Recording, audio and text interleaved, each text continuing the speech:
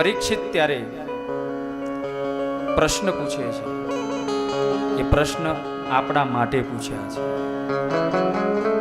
સાતમા દિવસે પરીક્ષિતનું મૃત્યુ છે, આપણું પણ સાતમા દિવસે જ છે, પણ કયો સાતમો એ આપણને ખબર છે? ખબર? રવિ થી રવિ સાતમો ગણવો, સોમવાર થી સોમવાર સાતમો ગણવો, કયા સાતમા દિવસે આપણું મૃત્યુ છે આપણને પણ ખબર નથી. પરીક્ષિતે પ્રશ્ન પૂછ્યા છે. શું પૂછ્યા છે? તો કહે છે યશ્રોતવ્યમથો જપ્યમ યત કર્તવ્યં ધ્રુવી પ્રભો સ્મર્તવ્યમ ભજનીયં વા બ્રૂહી યદ્વા વિપર્યયમ. પહેલો પ્રશ્ન પૂછ્યો, જેનું મૃત્યુ નજીક હોય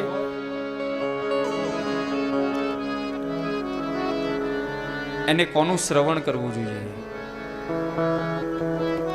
જેનું મૃત્યુ નજીક હોય એને શું સાંભળવું જોઈએ? જેનું મૃત્યુ નજીક હોય એને કયો જપ કરવો જોઈએ? જેનું મૃત્યુ નજીક હોય એને કોનું ભજન કરવું જોઈએ?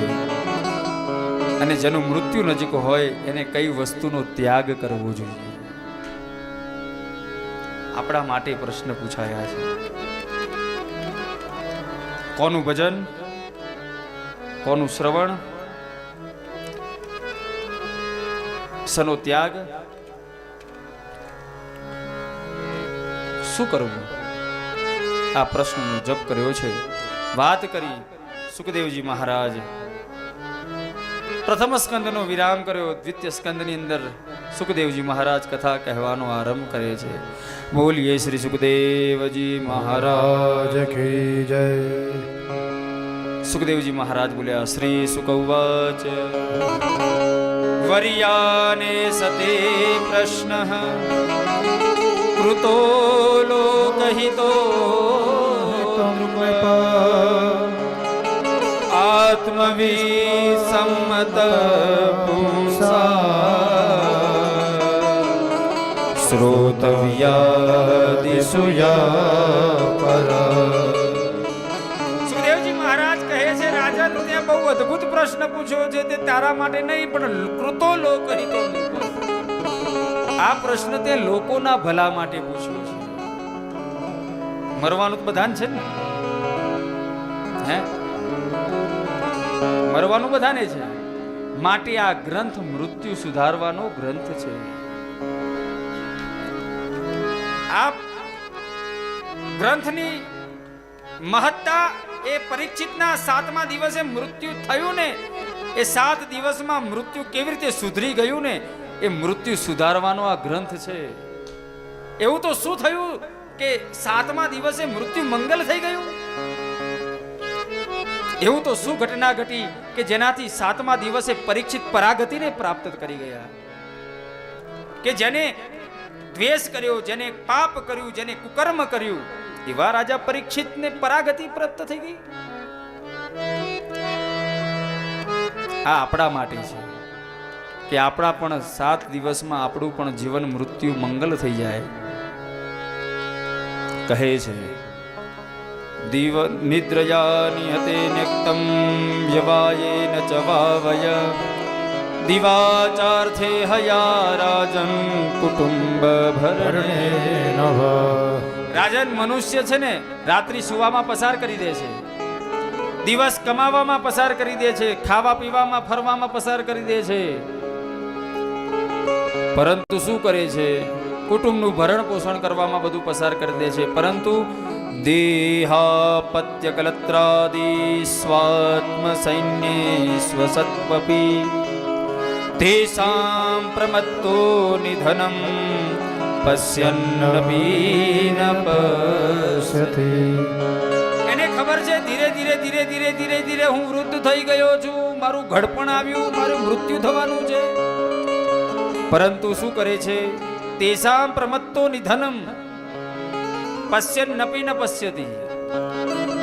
આમ એ મૃત્યુ જોઈ લે ને એમ લાગે ઘેડો થઈ ગયો એટલે શું કરે ખબર છે? આમ કરી દે. કેમ? હું કેમ મૃત્યુને જોઉં છું? મને કેમ મૃત્યુ દેખાય છે? અરે ભલા માણસ, તું ભલે મૃત્યુને ન જોઈ શકતો હોય પણ મૃત્યુ તને અચૂક જુએ છે. એ તારી રાહ જોઈને જ બેઠો છે. સમય આવવા દે ખાલી. એ રાહ જોઈને જ બેઠો હોય. સમય થાય ઉપાડી જ લે. આપણે અહીંયા આવવાનું હતું 5, 10, 20, 25 દિવસ પહેલા તૈયારી કરતા હતા કે નથી કરતા? કેટલા દિવસ રોકાવાનું હતું અહીંયા ખાલી? કેટલા? તો પણ જો 25 દિવસથી તૈયારી કરતા હોય વાલા કુટુંબીજનો, અનંતની યાત્રાએ જવાનું હોય તો ક્યારની તૈયારી કરવી પડે?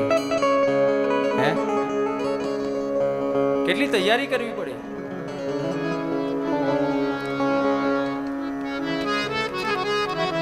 પણ રાજન મૃત્યુ નજીક હોય તો શું કરવું?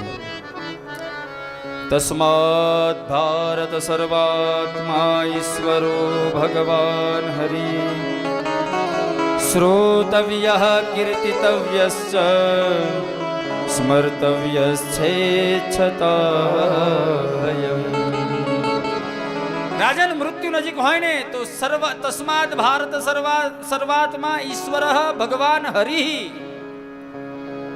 જે હરિ છે ને, હરિ જે નારાયણ છે, એની કથાને સાંભળવી જોઈએ, એનું કીર્તન કરવું જોઈએ, એનું સ્મરણ કરવું જોઈએ.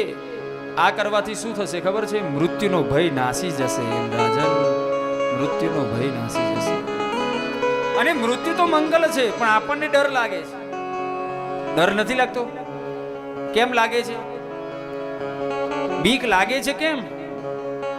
ભલભલાની ધ્રુજારી ઉતરી જાય ભાઈ. રાજા હોય, રંગ હોય, ભલભલાના હાથ પગ થરવા માંડે. કહેવામાં સારું લાગે ભાઈ મૃત્યુ આવશે પણ રાજે લઈ જશે નહીં, ગાભા નીકળી જાય ભાઈ. એ મૃત્યુ આવે ને એટલે આમ બધું થર થર થર થર કાપવા લાગે. કેમ? મૃત્યુનો ડર લાગે છે વાલા.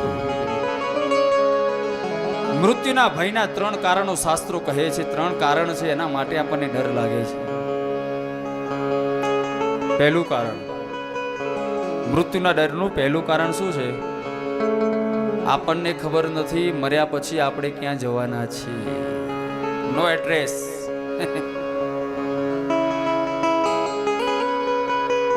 એડ્રેસ નથી એટલે ડર લાગે છે. મર્યા પછી મારું શું થશે? પેલા બધા બાળશે મને ડર આમ મને ગરમ ગરમ લાગશે. શું થશે એ ખબર નથી.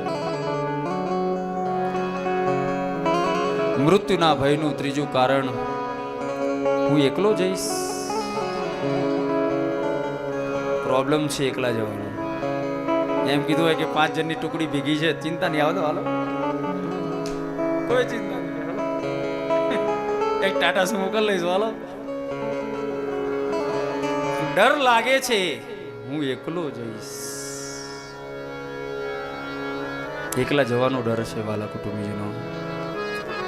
યાદ રાખો, મૃત્યુના ભયનું પ્રથમ કારણ છે ક્યાં જઈશું એનું એડ્રેસ નથી. એડ્રેસ આપણને ખબર પડવી હોય કે આપણે મર્યા પછી ક્યાં જઈશું તો આપણા કર્મ ઉપર આપણે ધ્યાન આપવું જોઈએ કે આપણે જેવા કર્મ કરીશું તેવી જ જગ્યાએ આપણે જવાના છીએ. મૃત્યુ પછી જ્યાં જવાનું એડ્રેસ પ્રાપ્ત કરવા માટે કર્મરૂપી બેલેન્સ ઊભું કરવું પડે અને કર્મરૂપી બેલેન્સથી ત્યાંથી એડ્રેસ આવશે કે તારે હવે અહીંયા આવવાનું છે. મૃત્યુના ભયનું બીજું કારણ છે કે મારું શું થશે. શાસ્ત્ર આપણને અભય બનાવી દે છે. મારું જે થવાનું હશે થશે, મને કોઈ ચિંતા નથી, કારણ કે હું તો હરિનો દાસ છું. અભય બનાવી દે છે. અને શાસ્ત્રનો આશ્રય કરવાથી ત્રીજી વસ્તુ આપણને ખબર પડી જાય છે કે હે જીવ, તું એકલો જ આવ્યો હતો અને તારે એકલા એ જ જવાનું છે. આ દ્રઢ કરાવે છે તે શાસ્ત્ર કરાવે છે, બીજું કોઈ ના કરાવી શકે.